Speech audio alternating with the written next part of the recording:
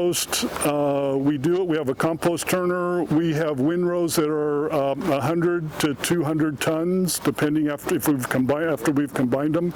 We can turn a windrow in 20 or 30 minutes, so it's pretty efficient to turn windrows. We do it so that it works good with the rest of the jobs we have going on. We slowly build our compost yard, get it full, then wait till we start using it. Once we start using some, open up some spots, we'll add pairs of windrows. But you'll get a good feel when we go through the compost yard. Yes? You mentioned your distribution was like relatively local in terms of like being statewide and a lot of like up north.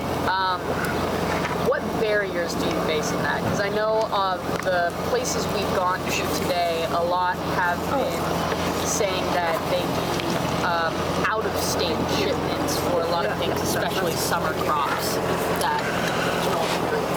Yeah, I think when people are growing in volume, you have a lot more acreage. You really need to expand your markets. We have really focused on working on local markets, so we have kind of adjusted our production to cater to that. So instead of maybe doing 2 to 5 crops, highly efficient, very well, and relying on movement of that to other areas of the country. I mean, when we kind of initially started, we did more like that on a much smaller scale, not like the conventional market is, but to match the organic market. So, no, we've just focused on a lot of crops and wanted to go into the local areas. I don't know if that answered your... No, that does. I do have a follow-up question though. What is like your aim behind the objective of like supplying local markets primarily?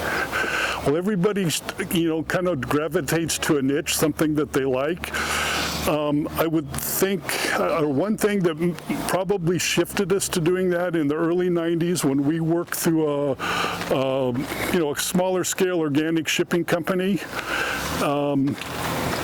I would see sometimes I would see our product that went through them, that probably went through a distributor once or twice, and then end up at the new leaf markets over in Santa Cruz. And I thought this was a little bit inefficient. Seems like we're a farm in a rural area adjacent to a large urban area. We should maybe work that to our advantage. So it was easy to make inroads with like the new leaf markets in Santa Cruz that they'd had a history of buying our products, so they were on board right away. They said, if you want to work direct with us, deliver to us, we will buy from you. The ones that were a little bit harder is maybe some of the stores that didn't know us or hadn't bought our product before, maybe the Dragers up in San Jose area, Cosentino's when it was still around. Those ones we had to work a little harder, get product into them, get them happy with our quality, and then they ultimately developed into good customers. So it was our focus, and we've set our farm up to kind of market that way.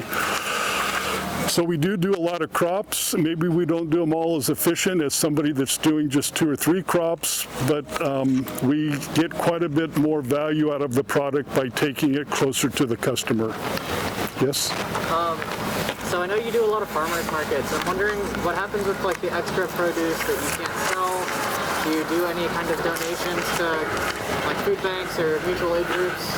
Yeah, we have our local county food bank we work with quite a bit, and we also work with Second Harvest in Watsonville when the county food bank can't take products, so there's a priority for a product to go to them.